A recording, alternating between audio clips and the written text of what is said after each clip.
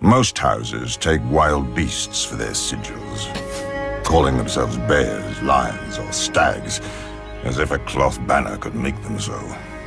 That isn't the way of House Tarly. Our sigil is the huntsman pulling his bow, and it isn't some idle fancy. As soon as a son of House Tarly can hold a spoon, he gets a bow. As soon as the boy can sit a horse, his father takes him on a hunt.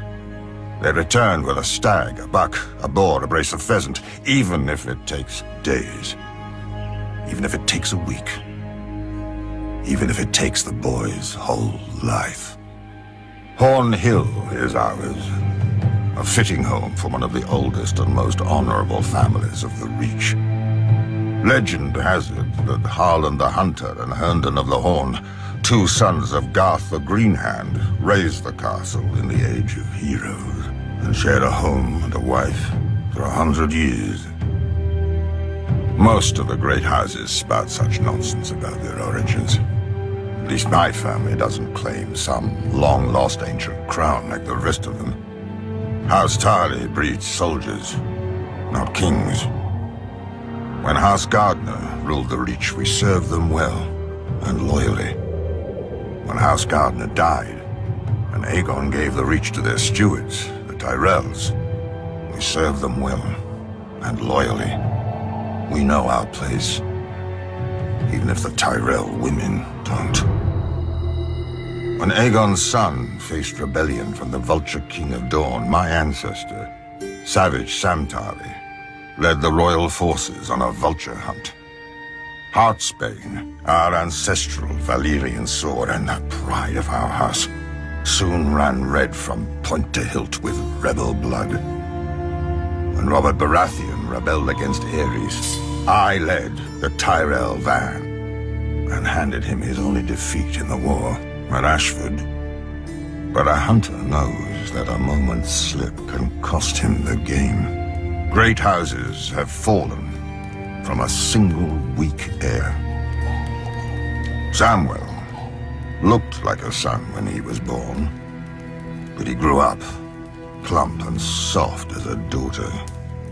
I'd catch him in the kitchen shoving cakes into his ever-growing mouth, or reading in the garden when he was supposed to be training. I brought masters at arms from all over Westeros to make a man of him. He slept in chainmail, bathed in bull's blood, was dressed in his mother's clothes and paraded through the castle to shame him into valor.